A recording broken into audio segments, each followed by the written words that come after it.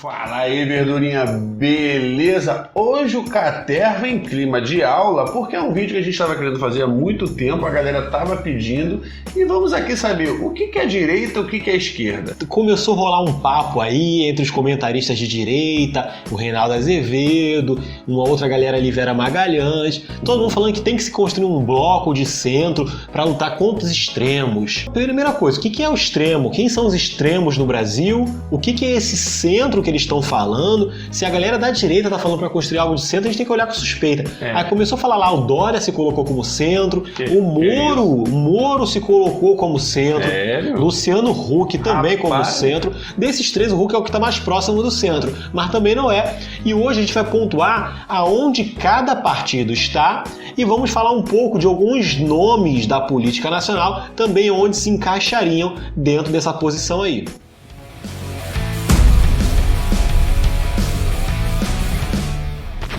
Antes de mais nada, à esquerda você deixa seu like, à direita você se inscreve no canal e ao centro você compartilha esse vídeo. Para começar, fizemos um quadrante para explicar de forma didática onde os partidos se colocam numa visão econômica da esquerda para a direita e algumas questões da sociedade, se mais progressistas ou conservadoras. E começando, o primeiro deles a gente vai falar do Partido Comunista Brasileiro, o PCB, o PCB de Carlos Prestes, o PCB que foi historicamente um partido revolucionário. Hoje em dia a gente não pode afirmar se ele é 100% revolucionário ou não, porque ele também está entrando no jogo eleitoral, mas apanhando todo o histórico do PCB e a sua atuação hoje ainda, a gente encaixa o PCB como um partido de esquerda comunista. Um partido que até atua dentro das eleições, mas o foco do partido é a revolução, não necessariamente a eleição. Ele usa a eleição para divulgar o partido, para encarar, criar novas frentes de batalha, não abandonar para as mãos da direita todo o processo eleitoral.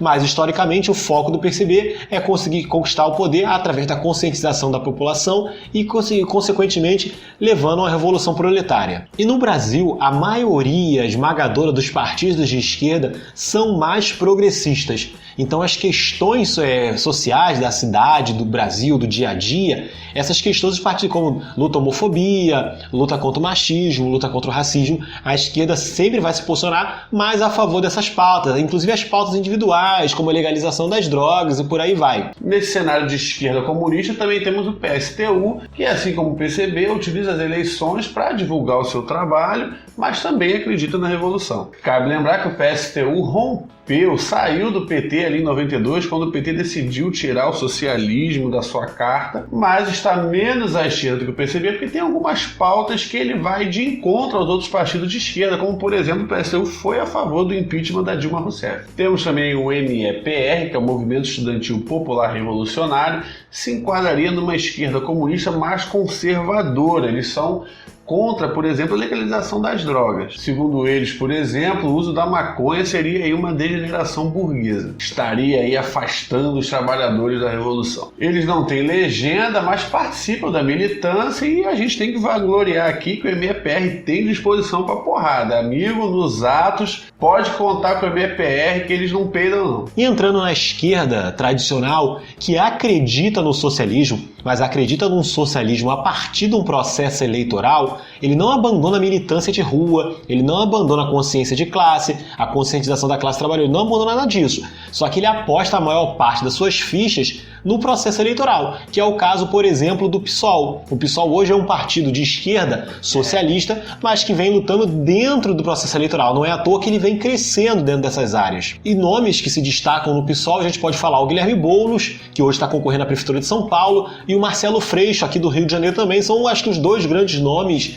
E tipo o Plínio Arruda. Isso, e o Plínio Arruda Sampaio falecido, que também era um grande nome dos fundadores e tal. Então é um partido que vem crescendo, vem assim num ritmo legal de crescimento, não vem crescendo de qualquer maneira, até porque crescer por crescer é a lógica da célula do câncer, então tem que se tomar cuidado com isso. Então o pessoal, ele vem ocupando inclusive alguns espaços que o PT foi deixando historicamente, por ter feito suas alianças e tal, como aqui no Rio de Janeiro, o PT sempre apoiou o MDB, então o PSOL cresceu como a esquerda carioca. E a Unidade Popular, a UP, ela é o partido mais novo da esquerda, bem recente, tem uma luta dentro do processo eleitoral, também se julgam revolucionários, mas a gente não pode afirmar, a gente colocou ele no limite ali da esquerda comunista, com a esquerda também que está dentro do processo eleitoral, para a gente não fazer falso juízo sobre eles. Fizeram várias alianças com a esquerda programática, com o PSOL, com o PCB também, foram alianças programáticas. Então me parece, a primeiro ponto de vista, que a UP está no mesmo ritmo ali do PSOL, caminhando, fez um acordo com diversos outros movimentos sociais para a construção do partido. O PSOL saiu do PT, foi de uma maneira diferente,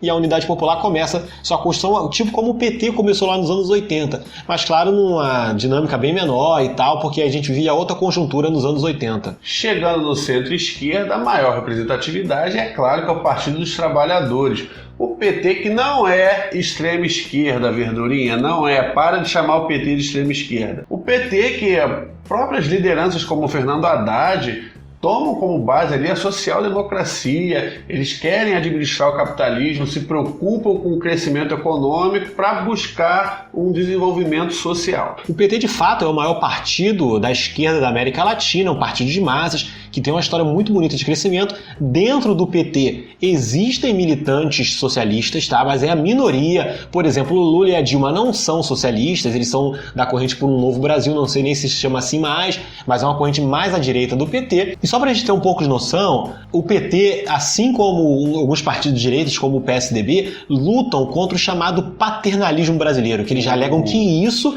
é uma das coisas que impedem o desenvolvimento nacional, que o Brasil tem um Estado paternalista que, na verdade, nunca existiu o capitalismo pleno no Brasil. Já o Fernando Henrique Cardoso, ele vai pensar assim, a redução da máquina estatal, inclusive ele escreveu sobre isso na época, a redução da máquina estatal com privatizações e tal, isso vai acabar com o paternalismo brasileiro. Em contrapartida, o Haddad, por exemplo, falava que para acabar com o paternalismo brasileiro, você precisa justamente desenvolver economicamente para melhorar as condições sociais e as pessoas ficarem menos dependentes do Estado. São duas visões, dois caminhos diferentes, mas com o mesmo foco, sempre dentro do capitalismo. Por isso que a gente mostra que o PT não tem a visão de romper com o capitalismo. Ele tem a visão de, sei lá, uma social-democracia aos moldes da Alemanha, da Inglaterra, da Espanha, por aí vai. Figurando na centro-esquerda também tem o PCdoB, que é um partido que na sua origem, na sua história, tem muita luta, chegou a articular a guerrilha do Araguaia. Os grandes líderes do PCdoB morreram na guerrilha do Araguaia, sobrou aquela galera mais moderada, por isso que a gente coloca o PCdoB sim num partido de centro-esquerda. Tem vindo cada vez pior nas eleições, perdendo o número de parlamentares. Um salve pro Flávio Dino aí, mas o PCdoB, se não abrir seu olho, não fizer uma reformulação, tende a acabar. Agora, entrando realmente no que se define de centro, que o centro vai ser uma galera que vai ter algumas características sociais, mas ao mesmo tempo vai ser muito pró-mercado. Mas como que vai ser essa relação com o mercado que se dá? Por exemplo, o PDT, e aí a maior figura do PDT hoje, o Ciro Gomes, é um desenvolvimentista. O que é um desenvolvimentista? Ele acredita que o Estado é o motor do desenvolvimento. Então o Estado vai estimular o crescimento do setor privado. Ele não vai demonizar o setor privado nunca, mas ele vai estimular o crescimento do setor privado nacional, principalmente. O desenvolvimento brasileiro, tipo o Getúlio Vargas. Então vai caminhar nesse sentido. JK, um monte de outros presidentes articularam, inclusive presidentes da ditadura militar, também foram desenvolvimentistas, principalmente nos primeiros anos da ditadura. Então o PDT, quando a gente olha assim, as votações do PDT durante o governo Bolsonaro, a gente percebe que tem muitos militantes do PDT que votam pró-Bolsonaro nas pautas econômicas, vide Tabata Amaral, e outros militantes do PDT que votam mais a favor do povo, como o Túlio Gadelha, por exemplo. Então você tem uma divisão clara no PDT, inclusive interna entre os militantes, mostrando que o PDT é um partido de centro. A lógica trabalhista do PDT coloca ele assim um pouquinho desse centrinho à esquerda, mas ele é considerado centro. Do mindinho ali na esquerda. Um centro clássico, PSB, Partido Socialista Brasileiro. O nome é bonito, mas esse aí nem o dedinho mindinho tá mais na esquerda. Centro mesmo. Tem figuras importantes, interessantes, como é o Molon, tem posicionamentos muito legais, mas tem o filho do Eduardo Campos lá que estava atacando a Arraes, o Márcio França em São Paulo poderia estar dando uma força para o Boulos agora e não está. É um partido que você vê nas decisões do Congresso bem dividido, uma grande parte apoia decisões do Bolsonaro, outra é contra. Então se liga que o nome não é o mais importante do partido. não quer dizer muito sobre ele. A essência é muito mais importante do que a aparência. A Rede de Sustentabilidade da Marina Silva é um outro bom exemplo de um partido de fato de centro-direita. Ele é centro, mas ele tem uma galera progressista, e aí a gente não pode confundir. Ser progressista não significa que você é de esquerda ou de direita. A questão é que no Brasil a maior parte da esquerda é progressista e a maior parte da direita é conservadora. Mas quem assistiu o debate do Bruno Covas com Boulos mostra como o Covas falou lá que a questão do racismo não é questão de direita ou de esquerda, é uma questão progressista. Ele deixou muito claro, acho que ele foi muito feliz ali, ele foi didático no que ele falou. Então combater o racismo é uma questão humanitária, não é questão de direita e esquerda. Só que a maior parte da direita brasileira é racista. A maior parte da direita brasileira é misógina, é homofóbica, é machista, é o que for. Tá ali, inclusive em torno do Bolsonaro principalmente. A Rede é um partido ali do centro, um pouquinho mais à direita, que é um partido progressista, e por isso que em muitos casos é taxado de esquerda. Mas as pautas pró-mercado, pensando assim em lógica de privatizações, é só você ver, a Rede vai votar a favor das privatizações. Eu acho que a maior marca para definir o que é esquerda e direita é quando fala de privatização. Acho que é essencial. Outro que está totalmente na centro-direita, e não é mais no centro, assim, é bem no meio da centro-direita, é o PV, que é um partido que historicamente, lá do Gabeira, do Alfredo Sirkis, que tem uma pauta ecológica colocada, e a pauta ecológica no capitalismo, muitas vezes ela acaba se chocando, mas hoje o próprio capitalismo já assimilou essa falsa, essa historinha de desenvolvimento sustentável, esse blá blá blá. Então o Partido Verde, hoje é de fato um partido de direita, também é um partido que tende a acabar nos próximos anos, e ele se encaixa no que a gente chama ali dos sociais liberais. A gente não tem um partido social liberal muito bem articulado. O PSDB se propunha historicamente a ser isso, mas não é. Um grande nome do social liberalismo no Brasil, acho que é o Reinaldo Azevedo. O Reinaldo Azevedo não fala de Estado mínimo, ele fala de Estado necessário. Então isso seria mais os sociais liberais, mas todos eles são o quê? Pró-mercado. São a favor da reforma da Previdência, a favor da reforma trabalhista, todas essas reformas que tiram direitos dos trabalhadores para fazer o capitalismo funcionar melhor para os ricos, essa galera defende. Entrando na direita liberal, temos o PSDB, aquela coisa classicona nos anos 90, privatizando tudo a rodo que tinha direito. Privatizou mais do que a Rússia quando acabou a União Soviética. E ainda tem gente que chama o PSDB de comunista. Camarada Fernando Henrique Cardoso. Olavo, Bolsonaro e Rodrigo Constantino. Acho que esses caras aí, Caio Coppola também, com certeza. Outro classicão da direita liberal, mais à direita ainda, é o DEM, os democratas, muito ligado ao mercado financeiro, ao agronegócio, mas em alguns quadros importantes tem um mínimo de postura progressista, como o Rodrigo Maia, algumas pautas importantes eles se colocam ali minimamente como progressistas. Já o MDB, que domina a parada toda, tá em tudo que é prefeitura, tudo que é buraco, levanta uma pedra, sai um político do PMDB. O MDB é aquela direita antiga, coronel, aquelas pessoas donas de terra, cabidão de emprego, aquela coisa bem caricata mesmo. Por isso, são mais conservadores, porque são ligados a esses grupos, esses caras antigos, donos de terra, esses barões do poder, essas coisas. Agora entrando na ultradireita, né? Essa direita mais recente agora, que fala de privatização o tempo inteiro, a solução para o bebê que cagou na fralda é privatizar a fralda, por exemplo. O Partido Novo é um partido ultraliberal, ele tá lá no extremo da direita. Reparem que eu não falei que ele é de extrema direita, ele é ultraliberal, porque a extrema direita, ela vai ser extremamente conservadora e extremamente liberal. O Partido Novo, ele não é progressista, não se engane, você tem pessoas progressistas do Partido Novo. Ah, mas a grande maioria não, a grande maioria do Partido Novo surfou na onda bolsonarista. O Amoedo esses dias falou aí que não devia se arrepender, não devia ter apoiado o Bolsonaro, vai se tornar uma oposição ao Bolsonaro, mas uma oposição que vai votar a favor de todas as pautas econômicas.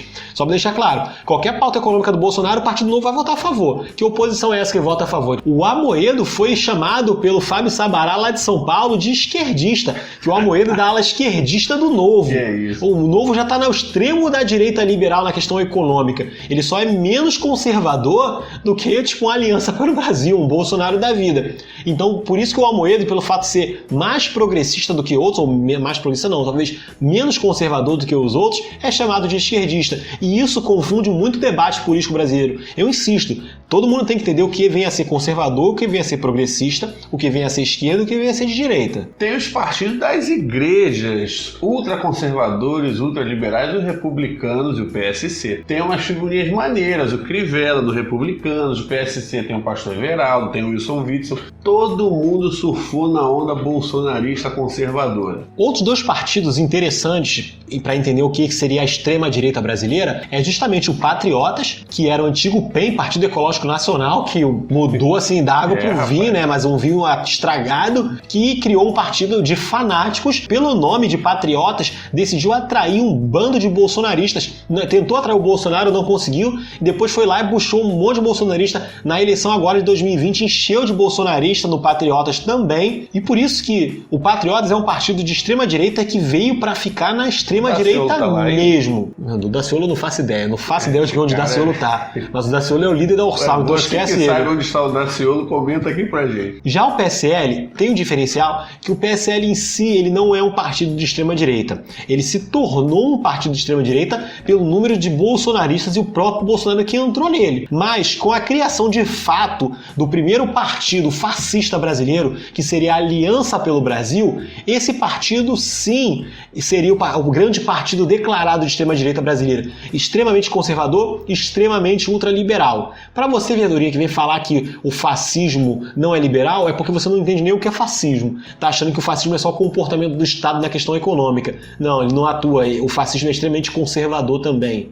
E uma coisa importante que a gente tem que definir também, não confundir o centro com o centrão. Já explicamos o que é centro e agora o centrão. Centrão são aqueles partidos que surfam na onda, né, cara? Eles não têm uma identidade muito bem definida, mas são de direita sim. Eles vão ali no máximo até a centro-esquerda. Os partidos de esquerda mesmo não aceitam negociar com o centrão. Então eles vão ali da centro-esquerda até a ultradireita, tanto que hoje são base do governo bolsonarista, e ele falou tanto que não ia fazer acordo com o centrão. E para finalizar, um que a gente não colocou na imagem, o PCO, Partido da Causa Operária, que é um partido de esquerda, mas particularmente a gente não conseguiu saber onde a gente encaixa o PCO. Defende o Lula livre como um caminho para a revolução. Defendeu o Neymar, defendeu o caso do Robinho, fala contra o isolamento social. Então, cara, a gente não conseguiu. O PCO critica os partidos eleitoreiros, mas ao mesmo tempo defende o PT com unhas e dentes e